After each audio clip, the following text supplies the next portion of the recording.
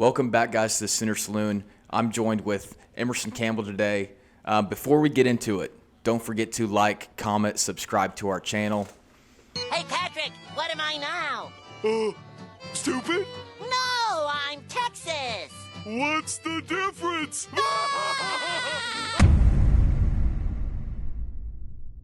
Emerson, we finally get the Red River Rivalry.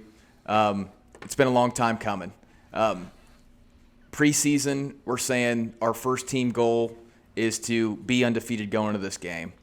This is the first time since 2011 that both teams have been undefeated going into this game. Both teams have improved, in my opinion, in a very wide margin. We're obviously coming off a 49-0 loss from a season ago, and that was running a wildcat formation offense the entire game without a starting quarterback. Texas opens this game as far as Tuesday, October 3rd, as a 6-point favorite, yet ESPN is giving us a 54% chance to win this game. Take what you want from that. Any opening statements to get started, Emerson? It's finally here.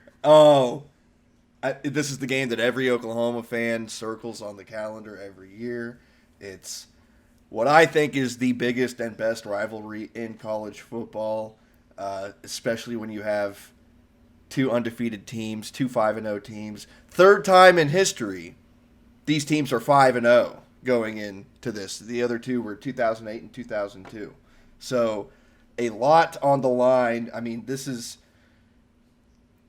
Big 12 championship implications. This has potential college football playoff implications. I know a lot of Oklahoma fans don't want to hear that. You know, they've tempered their expectations for this year. But, I mean, it really – whoever wins this game, either Texas will probably jump to number 1 in the country, or Oklahoma could very well sneak into the top 4 with a win over Texas this week, I think. Would you agree that this is probably the most anticipated OU-Texas matchup in recent memory? Yeah. Oh, yeah. 100%. Like maybe since 2008 with Sam Bradford, Colt McCoy. That's what I was going to say, yeah. Because in 11 you had, Landry Jones, and I don't know, that was just kind of a different time in Oklahoma. Their expectations were a little different at that point with Landry. Not to diss Landry. I know he was at the game last week. I love Landry. But, yeah, I mean, I would say, 2008 with Bradford and McCoy, that was electric, and obviously Oklahoma lost that one, so hopefully this one goes a little bit better. But, I think it's going to be a really good game. Throw last year's game out the window. Dylan Gabriel was hurt. And, I mean, if you really go back and watch the game, Oklahoma was able to move the ball between the 20s. Once they got into the red zone, they just couldn't punch it in. So, that is a little bit, that does give you a little bit of faith in the offense, that Jeff Lebby can scheme some stuff up. But, it's going to be a lot of fun, and I can't wait for Saturday. It can't come fast. Yeah, I agree with you. So let's talk about some kind of Oklahoma defense versus this Texas offense, because we know this Texas offense has so much talent, on that side of the ball. A little bit inconsistent at times, but as a roster standpoint, it's one of the best in the country. You got Quinn Ewers back there that looks like a clear NFL talent to me. People have had their doubts on Quinn Ewers, kind of like OU and Dylan Gabriel. I think that group of fans is kind of starting to shrink with both Quinn Ewers and Dylan Gabriel. But Ewers comes into this game. He's got 1,358 yards passing this season. He's got a 66% completion rating. He's averaging 9 yards per attempt with all those weapons on the outside. His pass catchers, we know about Xavier Worthy. He's been a problem for defenses his entire career with his speed. He's going to get his opportunities downfield, Emerson. Quinn Ewers is going to take the shots. Who on the OU secondary is going to be able to stop all these receivers? I mean, do you put Gentry Williams on him with his speed? Do you match up, however they line up? It's going to be interesting to see how Venables schemes up a defense, and there's not a better man to do it besides Brent Venables, in my opinion. You have transfer wide receiver, A.D. Mitchell. He was a guy who was making plays in the semi-playoff game last year against Ohio State and the national championship game against TCU. Last week he had, I think it was 10 catches and about 141 yards against Kansas. He really stepped up. Jordan Whittington, I think it's the most consistent guy to go to on third down for the past couple of years. You know, he's not just a deep threat. He's a possession type of guy. He's going to catch the ball. He's going to make you miss. He's physical. And then kind of like you and I were talking about, Jatavion Sanders, the number 1 tight end prospect in the 2024 draft class. He is a stud. And it's day to day with his leg injury. It's going to be interesting to see, but, you know, would it be nice to have him off the field and not have to worry about him? Yeah, but I also would like to beat Texas at their best at the same time. I don't know how you feel about that. Right.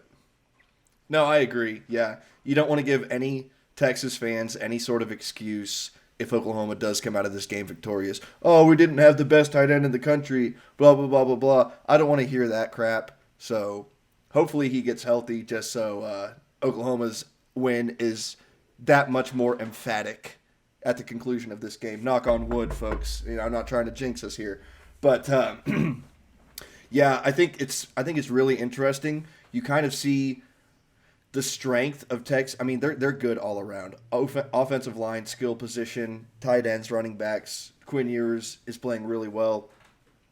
You get to see that go up against Oklahoma's strength, which I think is their secondary. It's at least their deepest position group, and they have Gentry Williams has had a lot of really solid games. He's stacking really good games and really good play, not only in pass defense, but in the run game and in breaking up screens. He gets off blocks, and he lights people up behind the line of scrimmage, which is something we haven't seen for a long time.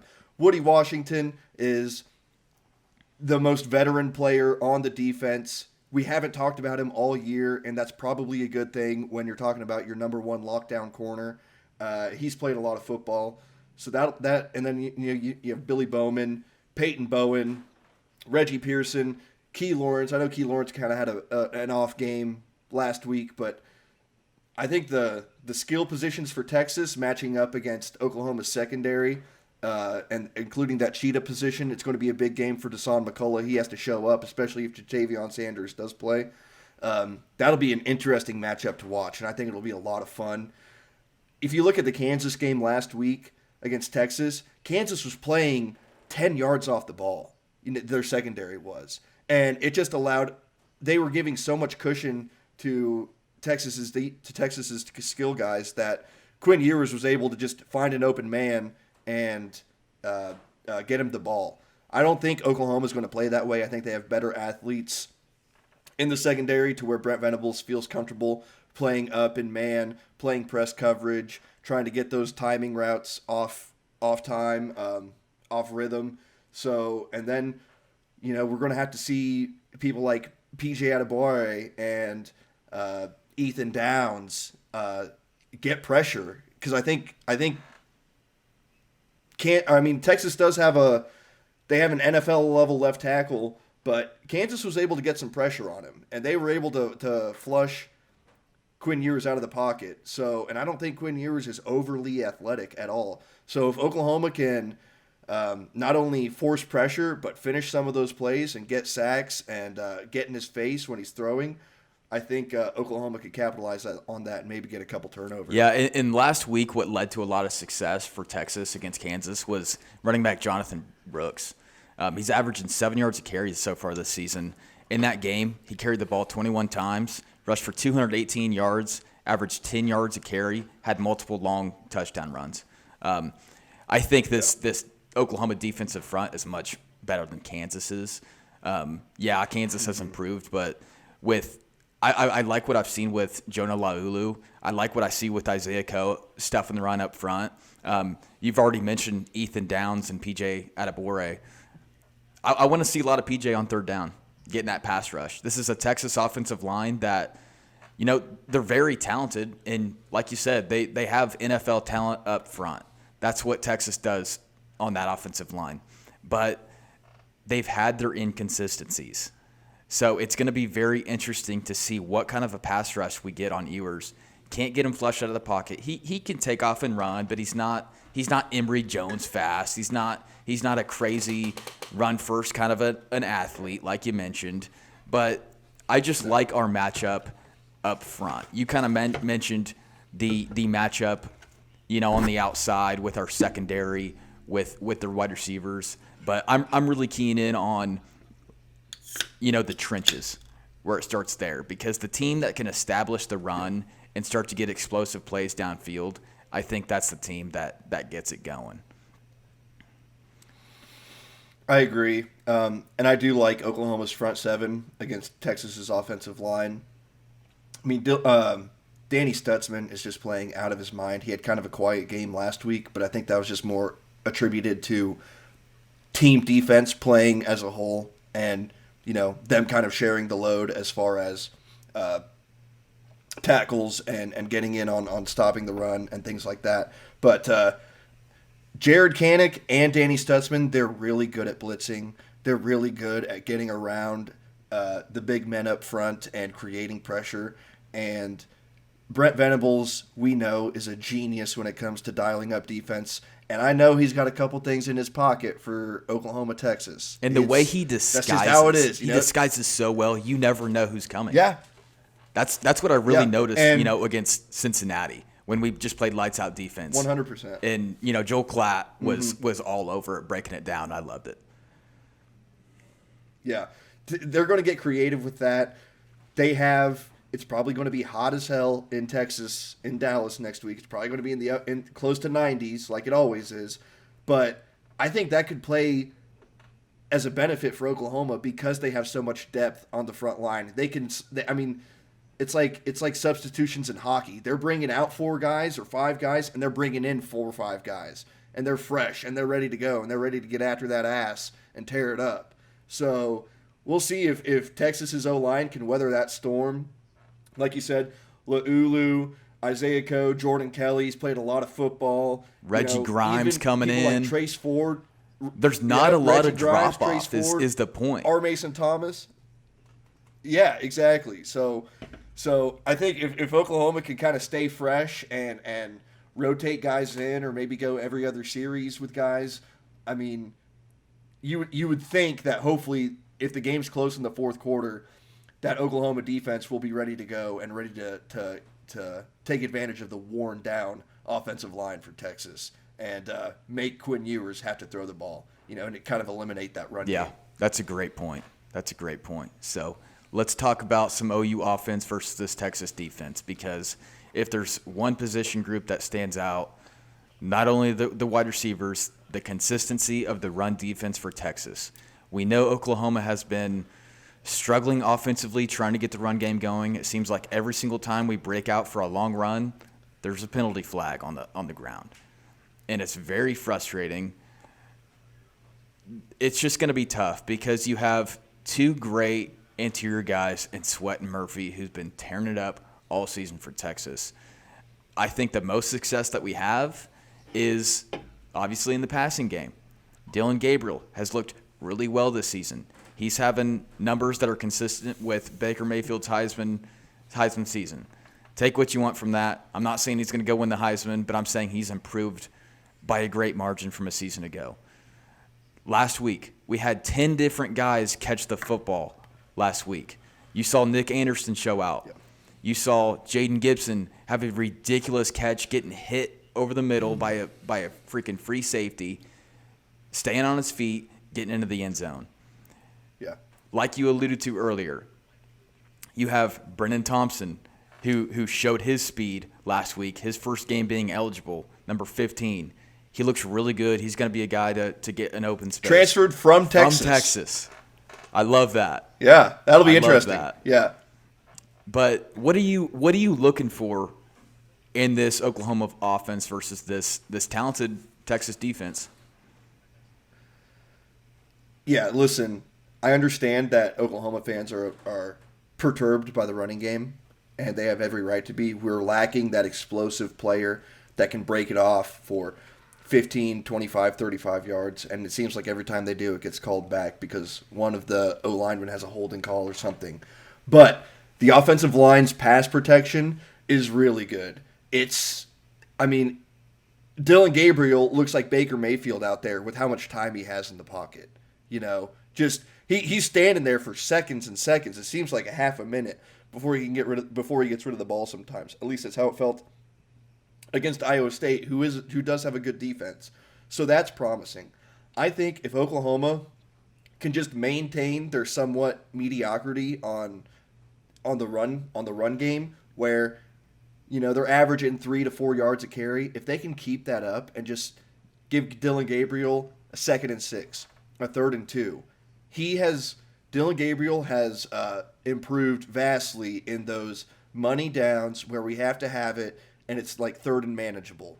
And, he can kind of get something to the outside and let one of his skill guys go to work and make a guy miss.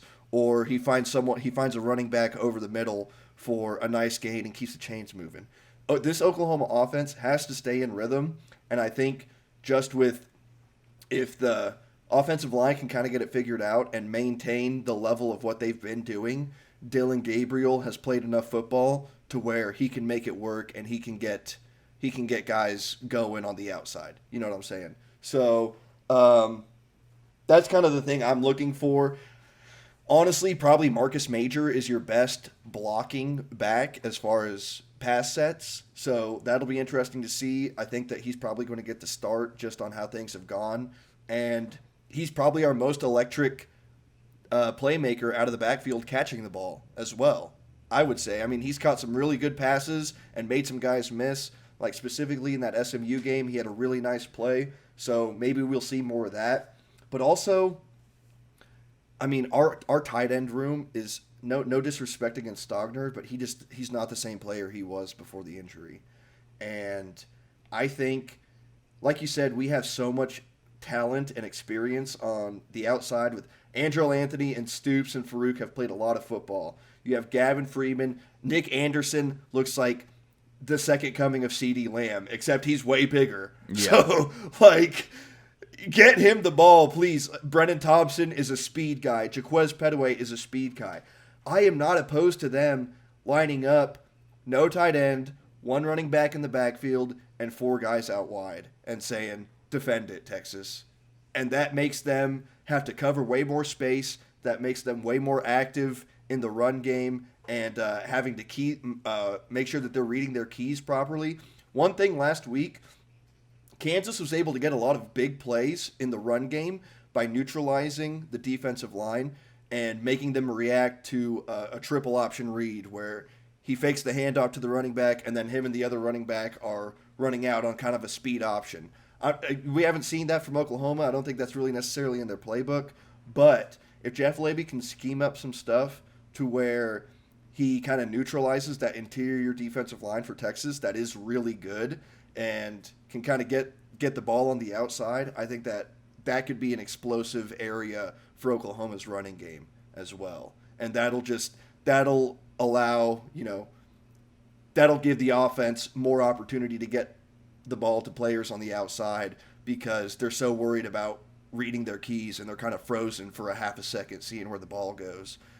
So that's something that I'll be looking for. And I'm sure, again, like I said with Brent Venables, Jeff Lebby will have some stuff schemed up for that. So it'll be interesting. Yeah, it's definitely going to be interesting to see what kind of schemes and what kind of new looks that each team's going to throw at each other because it's going to happen.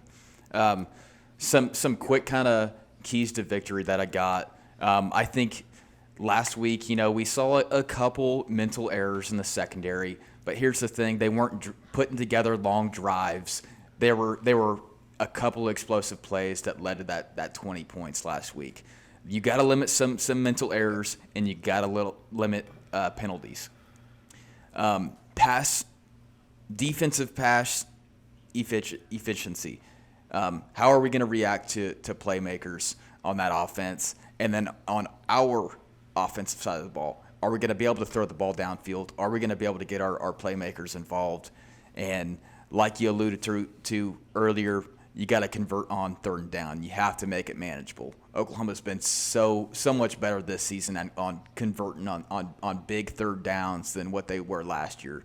Last year it was like we would go no huddle offense and not be able to convert on 3rd down. Also, another thing is When's the last time that we've blocked 2 punts in a season? Because Peyton Bowen's got 2 of them. That's something that we've been really good at 3 phases of the game this year, and it's very impressive. Yeah. Like my high school football coach always said, you block a punt, you win the game. And so far that's held true this year. And Peyton Bowen, it seems like he was put on the face of this earth to block punts for the University of Oklahoma. He is so good at it. And I don't know how he does it every time, but it's something special. So that is a big thing. I agree. And like you said, with Iowa State, those 2 huge plays, that was one guy making a mistake. Yes. That is coachable. That is fixable. That's not an entire defensive breakdown. And Oklahoma, once halftime came, they regrouped. I'm sure Brent Venables made some adjustments, and they came out in the second half and they didn't give up a single point. Yeah. So I think that'll be really interesting if they can keep it close at halftime and then make good adjustments coming out into the third quarter. I think Oklahoma has a really good chance. And this isn't the same game as last year where we know we didn't have a quarterback. And, I mean, we thought maybe Davis Bevell could throw the ball a little bit. He was absolutely terrible. Yeah, it was bad. They have a guy now where, God forbid, I don't want to see Dylan Gabriel get injured. I don't want to see him leave the game. I think he's the man that can win us this game. But if something does happen, we have a guy that's ready to step up, and we can at least trust throwing the ball. And then, like you said, Dylan Gabriel last week, that was his best game as far as just saying, hey, I'm going to throw you the ball, and there's going to be guys on you, and I expect you to go get it. And Oklahoma's wide receivers rewarded him, and they did that time and time again. Jaden Gibson had an amazing play. Nick Anderson, Jaleel Farouk, I think, had a really nice one too. Do that again. Let it fly. Let it rip, and stretch this Texas defense and get some momentum going and get some confidence in your guys. And I think Oklahoma will be able to lead off that. I think Oklahoma is a more senior team, and they can kind of weather the storm if Texas gets going, and then they can feed off the momentum a lot more if a couple things go their way. Yeah, for sure. For sure. I like that. As far as a prediction standpoint, what do you got for me, Emerson? I'm thinking right now it can go either way. It can go either way, but I like what I've seen from Oklahoma. In preseason, I had Texas winning this game. But right now I like it as first half, both teams are going to feel each other out. Second half, we're going to see a little bit more fireworks. I got Oklahoma winning this game 34-31. What do you got, Emerson? Ooh, that's good. I think, man, I'm trying not to wear the rose-tinted glasses, and I'm trying to turn off the sunshine pump. But I do think Oklahoma matches up really good in this game, and I think Oklahoma will win just because Brent Venables will have so much schemed. Brent Venables and Jeff Lebby will have so much schemed up for them. I say Oklahoma wins 31-24. Okay. And that's the most Oklahoma's defense has given up all year. Yeah. So, even with Oklahoma's defense struggling, I think they still get it right. done. I like that. So, we're going to wrap it up from here. You guys give us a prediction. Give us what you guys think in the comments. But with that being said, thanks for watching. So, Boomer Sooner.